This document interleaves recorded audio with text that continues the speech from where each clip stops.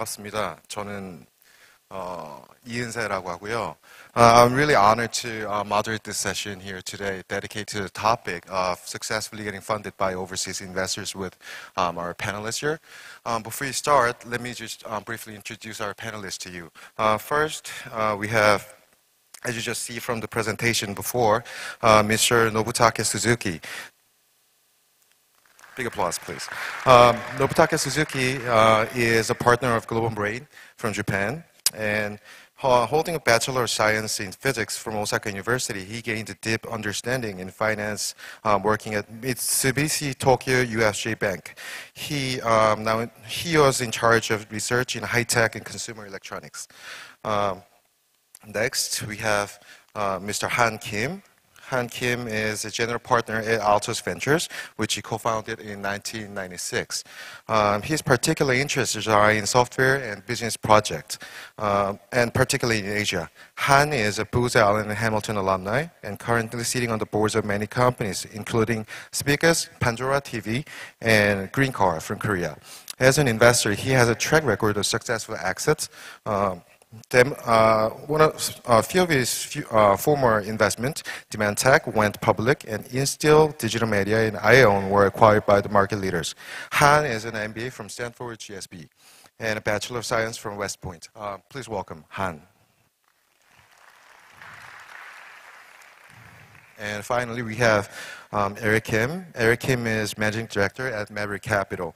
Maverick Capital is a global investment firm which, with the reaches to Silicon Valley, New York, Dallas, and London, and Hong Kong. Since 2007, he joined Maverick Capital in 2007.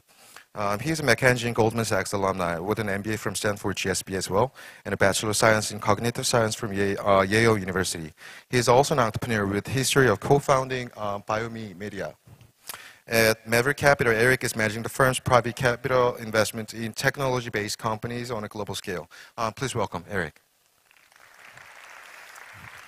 Okay, at the backstage, we have briefly discussed about how we carry on this session in front of our audience, and we came to the conclusion that we just don't want to deal with these common questions and topics that you can just find elsewhere. So, for example, we're not going to deal with the questions like how important it is to use your networks to approach VCs.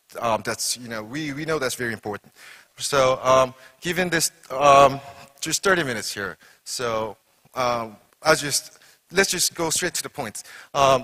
Eric, first question is to you. So far, you have investment in Korean companies, but was it Coupang and KakaoTalk? But those companies are not typically Korean startup companies at early stage, and I believe our audience here today is at relatively early stage, or maybe before the early stage. So straight to the point, is it even possible for Korean early stage startups to get funded by, say, U.S. capitals? What do you think? I think the direct answer to your question is definitely yes, it's possible. To me, what's more important than how you get investment from foreign capital is really why do you want to get investment from foreign capital? And I think it's really upon investors like myself and everyone here on the stage to prove that we have value to offer to Korean startups as foreign investors. And so our approach at Maverick Capital has been to take the best practices from the West and bring them to the East. So we're not actually as much focused on globalization from Korea. We think Korea is a huge and wonderful and great market in and of itself. And so what we really focus in on is helping bring the best practices from the West to the East. And certainly, if they want to go global, we definitely help them with that as well. So again, I think it's definitely possible. Investors like myself were going earlier and earlier stage. And I think it's really more a question about why versus how. And then if you get the question why, if you can really nail down why you need a foreign investor, it naturally becomes a foreign fit, a very good fit with foreign investors over time. So. Okay, so I believe you're basically saying that it's not about the investment itself, but something in a deeper level, for example, like a route on why you're approaching this U.S. capitals, for example. Yeah, I think it is about the investment, but within that, it is very much, why do you need a foreign investor amongst? Because there's plenty of great investors here in Korea. I've met many of them here at this conference. There's a number of great local venture capital and private equity firms. So I think it's really, the onus is on us as foreign investors to prove the value to all of you that we can be a value add as foreign investors. Okay. Like I said, Eric's portfolio among these Korean companies is Kakao and Coupang, which is slightly different from typical early stage startup companies in Korea. As opposed to that, Han has Eum and Wan 형제들 in his portfolio. How did you come up with this? How did you come up with this decision to investment in these early stage startups?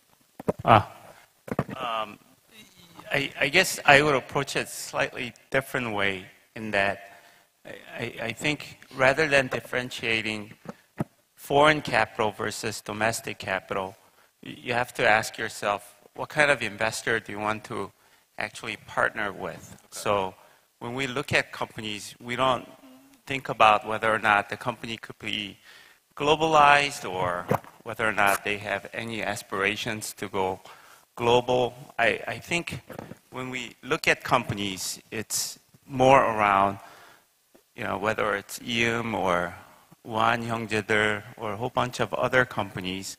Is this a company that which the founders are committed to building a great company? Okay. And is there a good enough market potential for making that into a possibility? And once we focus on that, and basically, if there's an understanding that, I guess, we want to make sure that we could have enough empathy towards the business and the entrepreneur. So if there's any issues or problems or roadblocks that founders run into, we're ready to sometimes offer suggestions or sometimes offer answers, but a lot of times it's at least we're there to think about problems together and sometimes really have the type of empathy for the business as the entrepreneurs. So I think it's all around whether or not a specific company is the right type of company rather than foreign or domestic. Okay, so to sum up, I think you just said when there's a reason, then you just go ahead, basically. Am I right? Yes. Okay. Let's just take just one example. Say, Eum. What was so special about Eum, for example? So typically when we invest, we look for one of three things. One is, are you getting the user traction? And the absolute number of users. And second thing is the service loved by its users? And sometimes you can look at it through what's the daily interaction like? Is the interaction level increasing or decreasing? And if it's yes on both accounts, then we get very interested. In Eum's case, the answer was definite yes on both accounts. And on top of that, there was already a business model already being established, and the sort of the cost to which to acquire a certain business model scale was very low. And as the company gets bigger and bigger and the scale gets larger, there was a significant barrier to entry once that gets done. So that was a fairly easy decision to make. Okay, thank you. And Nobutake, I understand GlobalBrain's strategy is to get involved in earliest possible stage, so you become the lead investor. Does the strategy apply the same to, for example, Korean startup, or you look for startups a little bit more mature than just early stage? Yeah, I think that's a good question. And I think in Japan, we prefer to be maybe lead VC. But in case of Korean ventures, maybe actually it's hard for us to maybe lead a finance round in Korea. So maybe we prefer to have maybe Korean VC as a lead VC. Yeah. Okay. And then maybe from Japan, it's hard for us to support the entire business activity of Korean ventures, right? Maybe we can support maybe Korean ventures Japan entry, but maybe we can't maybe support maybe business activity in Korean market. And so that's the reason. And so maybe we prefer more matured venture in Korea. Yeah. So I understand you would basically love to expand your scope in terms of your portfolio. Yeah, that's right. Yeah. Okay. What I noticed these days is there are a growing interest in Korean companies from overseas capitals, like from Japan, for example. So what are you guys looking for in Korean startups? Like something you don't get in Japanese startup, probably, right? Yeah. So maybe, as I mentioned, so maybe, to us, Korean venture is like maybe Korean food or K-pop, right? And for example, K-pop, maybe for most Japanese maybe listeners, K-pop is very maybe familiar, but a little bit different and a little bit exotic. And that is maybe uniqueness by Korean pops. Right. So almost same as maybe Korean venture companies. And maybe service like maybe LINE or Kakao, it's basically instant message service. And in Japan, there used to be maybe instant message service. But actually, maybe LINE or Kakao features are a little bit different from Japanese standard IM, and that's why these kind of services are so popular in Japan right now. Okay. So. All right, thank you, Eric. What about U.S. investors? Are they even interested in looking at Korean companies? What do you say? Yes, I think with the success of a number of startups here in Korea.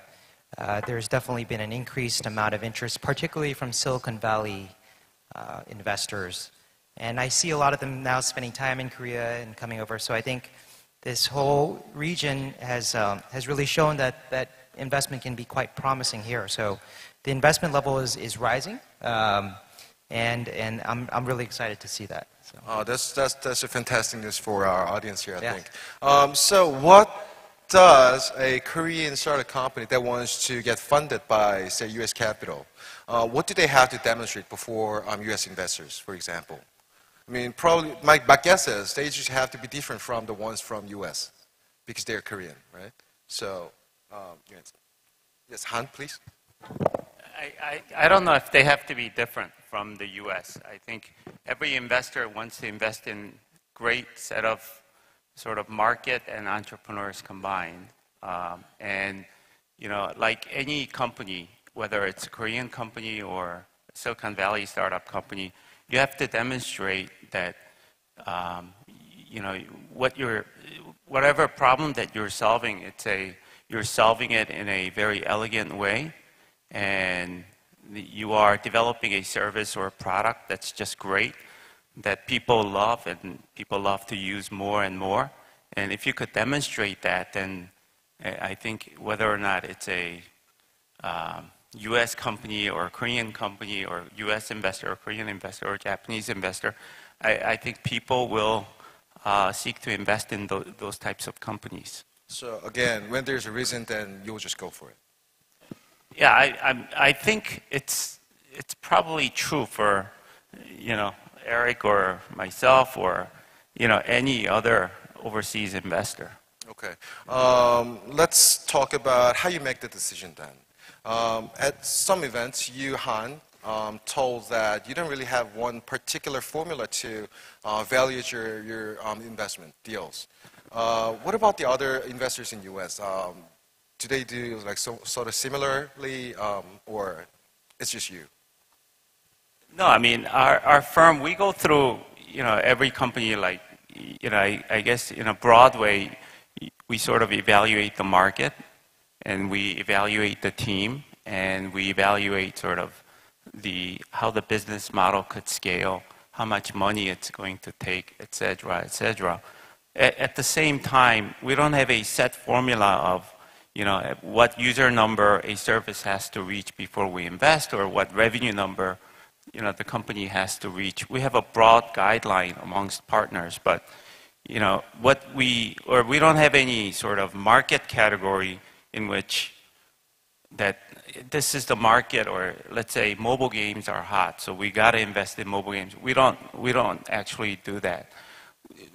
The type of companies we actually really love are some companies where us including all the investors think it's a shitty market. There is no way a good company could come from that. if everyone's thinking about that, and if there's a company that could show us that they are building a great company in what most people think is in an impossible market, we'd be very open-minded and look at that and think about the possibilities. And if we fall in love with the company, we would have no problems investing. Counterintuitive. Yeah, I mean, we're willing to be convinced all the time. We're willing to be convinced that we are wrong. So we don't, we have our hypotheses, conjectures, and whatnot when we look at companies. But if the companies could demonstrate with data what they're doing is, something beginning of a great company, we'll take active interest. We will listen to the companies and we'll follow the companies and we will make according investment decisions. Okay, thank you. Eric, last year at beLAUNCH, you said you rather invest in the CEO, not the company per se. How do you do it? Like, do you believe in the concept of love at the first sight, or just tend to maintain the pool and just maintain the relationship? How do you do it? Well, I definitely believe in love at first sight, but that's a separate topic. Okay. But with regards to entrepreneurs, I will say this. I will say the world is increasingly global.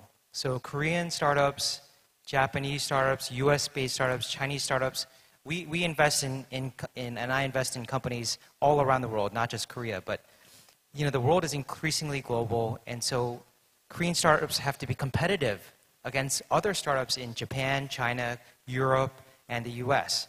And a big part of that is the CEO, getting back to your question. And so how we really evaluate CEOs is really the first, and I could almost stop right there. The first and most important thing is, can we trust them? And can they trust me? Do we have a trusting relationship? And if I can't feel that in my gut, and if I can't see past history of them doing things with integrity and the right character, the most important thing to me is trust and developing that over time. And I have to feel that in my gut, and I have to also know that from studying and researching as much as I can about the CEO and the company itself. Of course. So I'll kind of end it there. All right. Does that make sense? Thank you. How do you do that GlobalBrain then? Do you evaluate the quality of the CEO or business model? Yeah, I think it's very traditional. So maybe a quality of CEO is very important. And I think, maybe I think venture companies tend to stick to one business model, but in most cases, there are pivots, right? Maybe companies like, in case of Japanese ventures, DNA, they used to, provide a, auction service. So first service auction service, but, I think so they pivot, and so now, they are, social game giant. And in case of a SNS company, Mixi, and they used to be job site, and they switched to SNS site. And so that means that maybe flexibility of CEO is very, I think, required, right? It is an important point. And also, I think maybe first impression of service is very important, especially in the B2C sectors, right? So, now you can find many competitors in the market. For example, in case of apps, Google Plays, App Stores, there are many tons of apps. And you have to impress consumers in a very short period of time. And first impression is very important, right? So, yeah. Okay. I think the next question is probably one of the major questions that our audience had. Does geography matter? Eric, you said you like to cultivate the trust over time. And over time means it takes time. So I believe that concerns also geography. Like, what do you think? Geography matters? Well, I take a lot of planes. I'm on a plane all the time. So I think I've flown a lot of miles this year so far already. So for me, I think geography is important, but it shouldn't be a hurdle. I don't want it to be, it's something that we can overcome if we're in separate geographies, because I'll spend the time and the effort, and I'll get on a plane and meet entrepreneurs and CEOs, because that's the only way you can really do it. You have to be in person.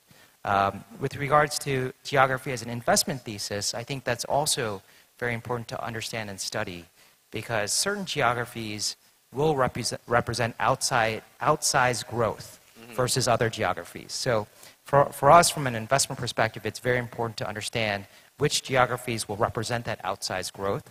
I think Korea, if I can make the case for Korea again, one of the wonderful things about Korea is that it's obviously Korea in and of itself is a huge market that not everyone appreciates sometimes. But in addition to Korea, it's an access point to Southeast Asia, to China, Japan, other areas that are very close that represent huge markets that are undergoing a great amount of growth right now. So again, to your question, I think geography matters from perspective A. From an investment's perspective, I have to get on a plane and make sure I meet people. And secondly, from an investment thesis, we have to study and make sure the geographies we're investing in are going to represent outsized growth. Okay. Nobutake. Yeah. Japan's closer to Korea than US. Yeah. So what do you think? I think, yeah. So maybe for me, geography doesn't matter, right? So because Japan and Korea are so close. And it doesn't matter? No. So maybe it takes just 2 hours by train. Airplane. So maybe I can do maybe day trip from Tokyo to Seoul and back to Tokyo, right? Mm-hmm. So it's okay, right? Right. Yeah. Okay.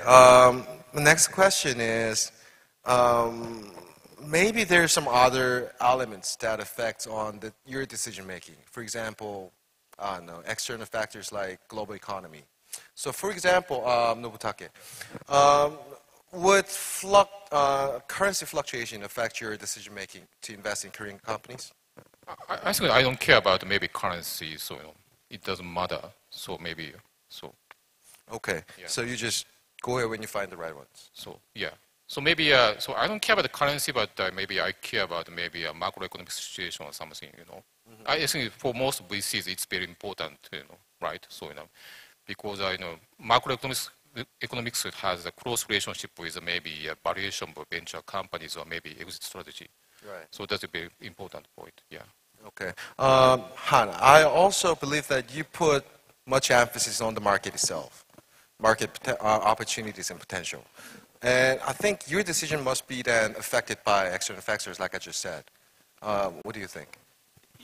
We actually don't spend much time thinking about macro factors. Okay. So, partly because when we invest, we tend to invest in a relatively early stage of the company. Mm-hmm. And by the time sort of the company executes and, when we have to think about potential exits and whatnot, who knows what the economy will look like or what the macro effects will look like. So I think sometimes it'll just even out. So that doesn't really factor into our decision-making process.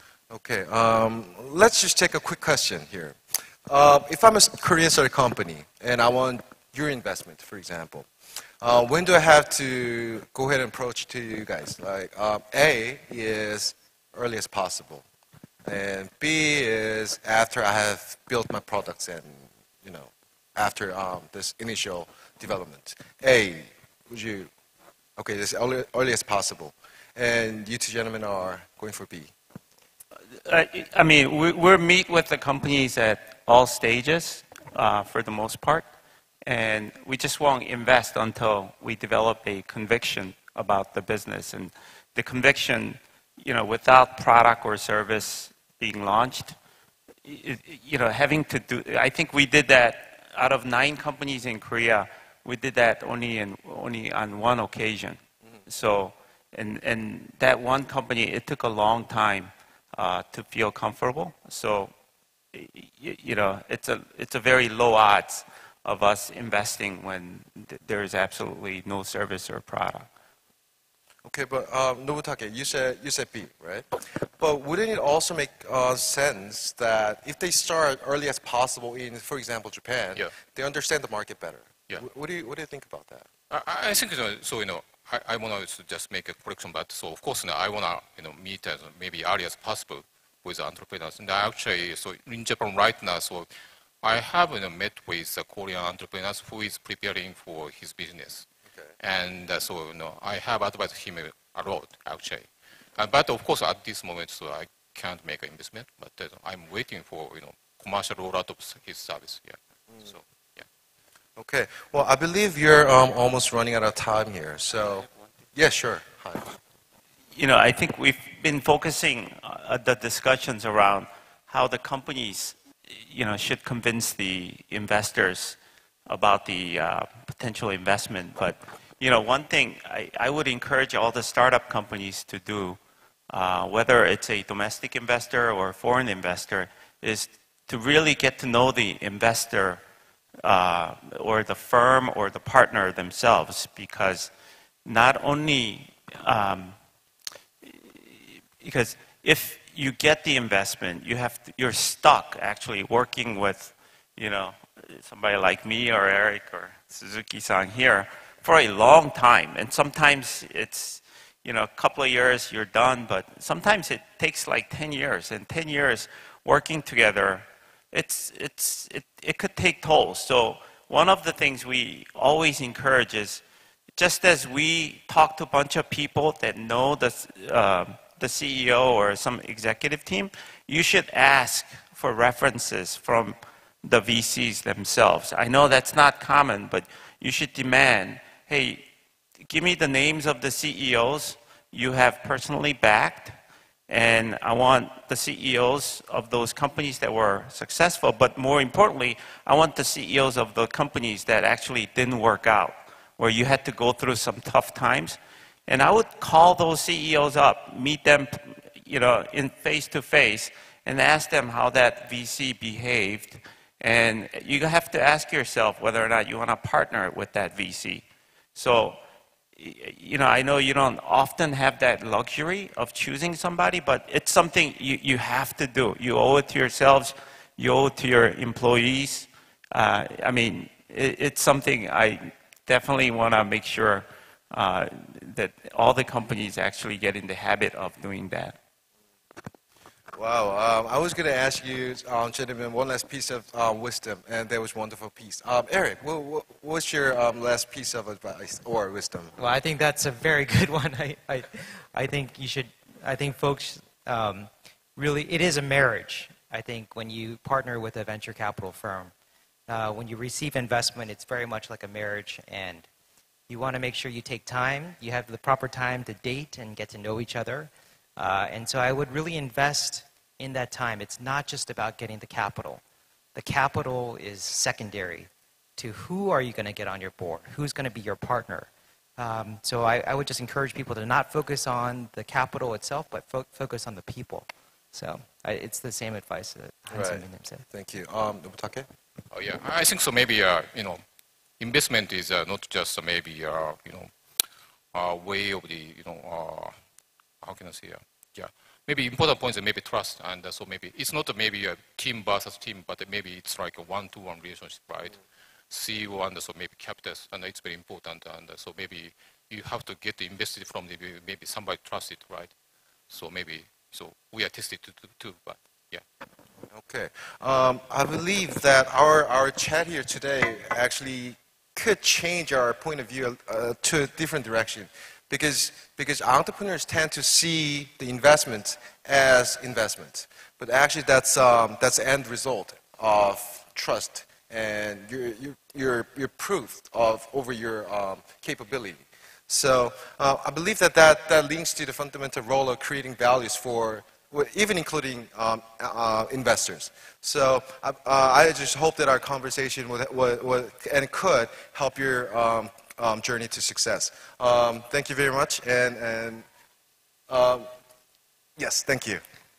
감사합니다.